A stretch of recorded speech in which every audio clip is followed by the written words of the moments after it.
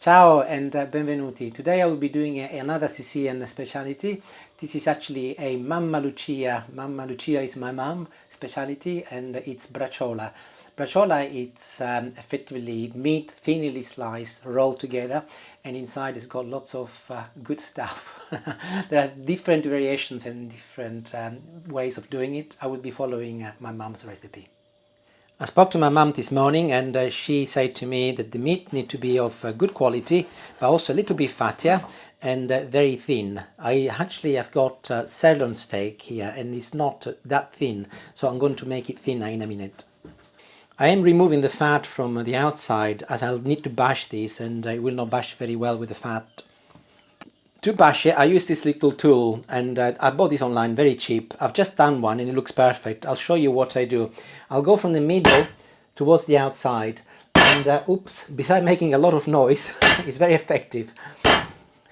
You will see that the meat thins very easily and very nicely. And there, very quickly, I have made my steak very thin as ordered by my mum. So in order of ingredients, I'll start with some breadcrumbs. These are dry breadcrumbs, not a lot, just to sprinkle some on top of each piece of steak. The next instruction is to put some bacon or some pancetta or some ham. You can use either. I'm using some bacon today and you will go on top of the steak as the second filling. Third ingredient is a little onion. So literally I will remove the bum from this onion. And this much is all I'll be using. And her recommendation was to chop it as fine as you can. You can even use the grater if you wish, but I didn't fancy messing the one up, so I'm doing it with a knife. And distribute it on top of your steaks. Next ingredient is cheese. I will have two types of cheese. The first one is scamorza, which I have just sliced into very thin pieces. This is a typical Italian cheese, but you can replace scamorza with mozzarella or indeed cheddar if you wish, as long as it's thinly sliced, because this will have to be rolled.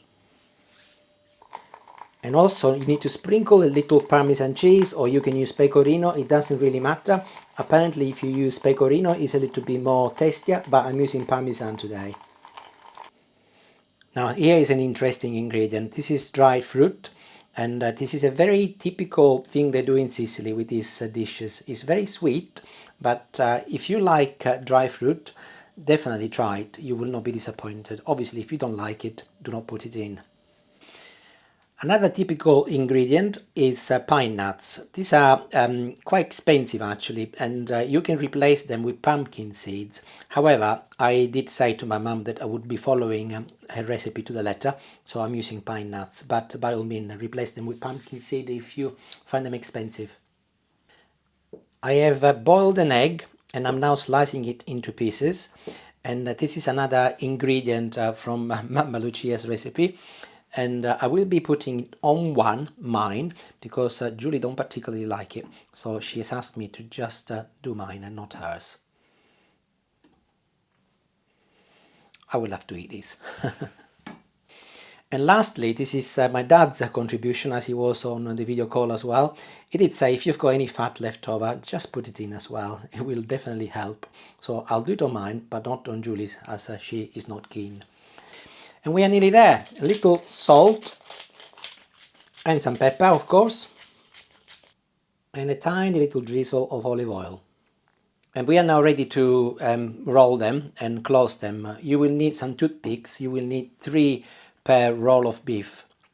And my mum's recommendation was to ensure that you start as tightly as you can and push down with your fingers like I'm doing now. I'll do Julie's first because I get the feeling that hers is going to be easier than mine. Literally push as close as possible and as tightly as possible.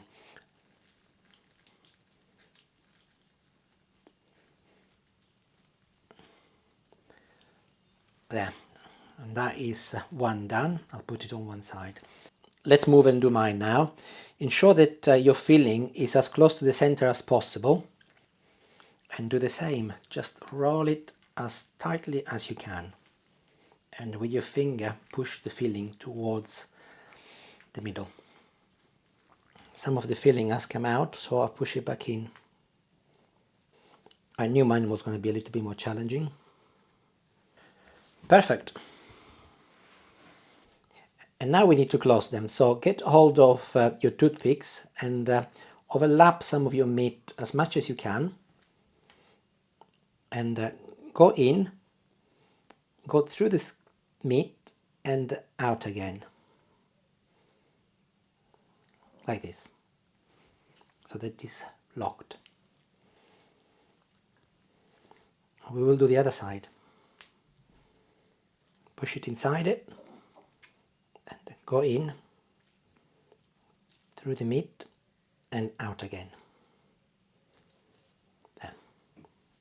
Enough so that it stays closed. And I'll do the same in the middle. It should be a little bit easier. In, through and out. And that's it, done. Now let's do mine.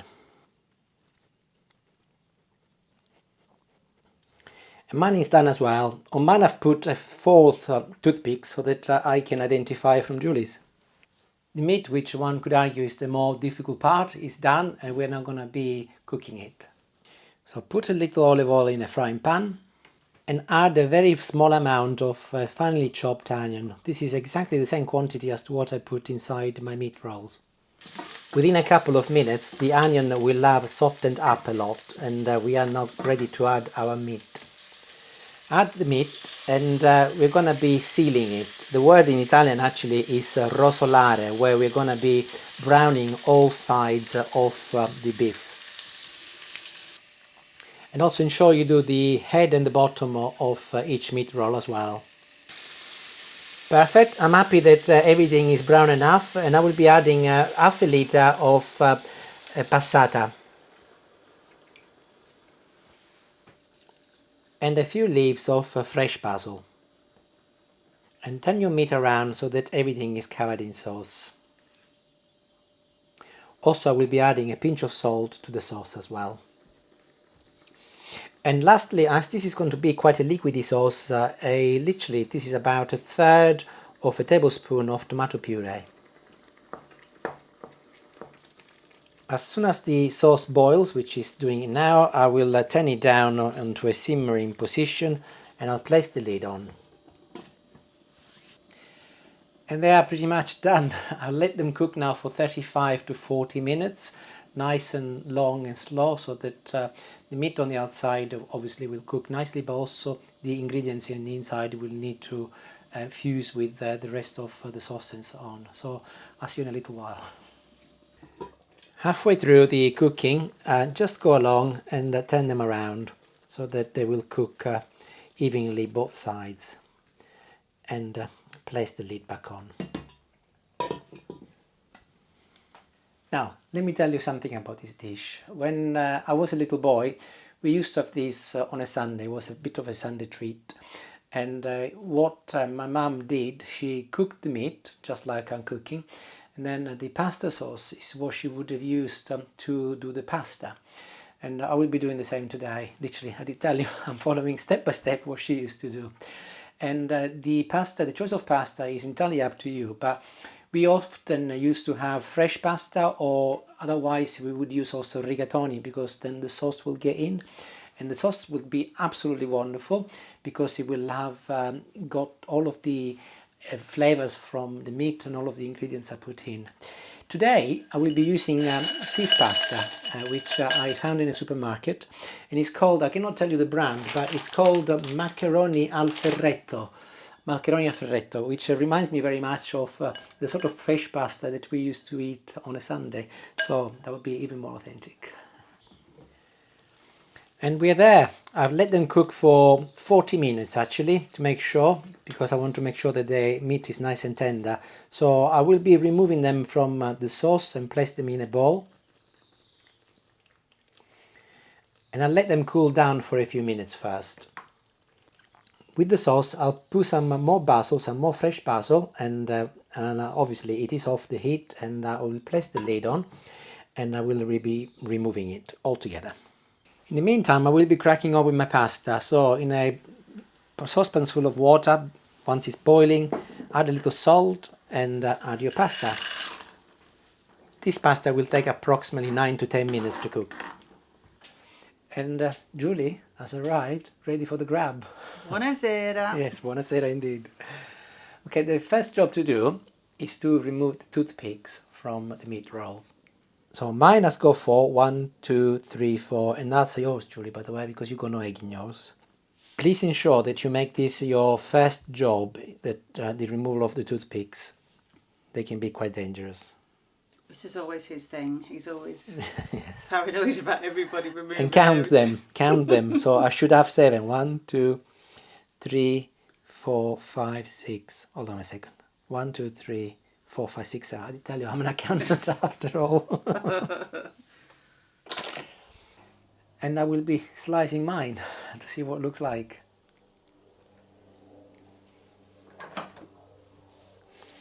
As it has cooled down, it should be easier as well. Remember that. Always with meat. Once it's slightly colder, it's easier to slice in.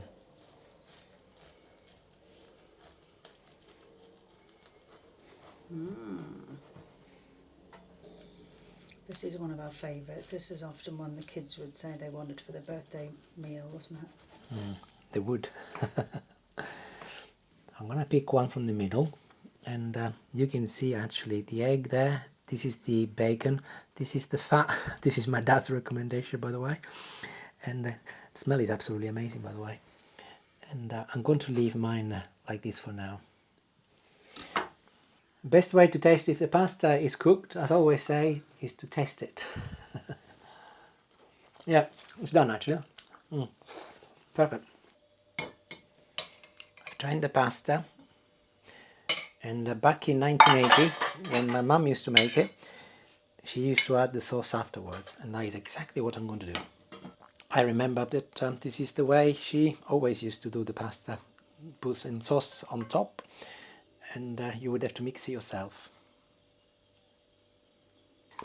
A little sprinkle of Parmesan cheese, that is up to you to taste, but I love it, so I'm going to put some in.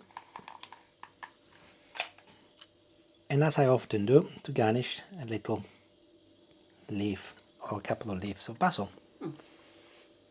And there it is, a 1980s style Mamma Lucia pasta sauce and brucioluna. Brucioluna actually is the word for meat roll in Sicilian. I'll say it again.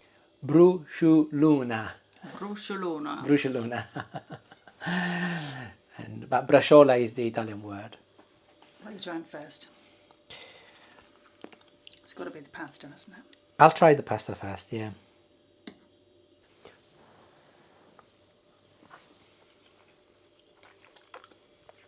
Perfetta, lovely and tasty, and you can get the sauce, the flavors that I mentioned earlier in the sauce, but I'm really keen to taste the brucioluna. Don't worry, Julia, pinch some from mine. That's it, leave mine. I know it's dangerous.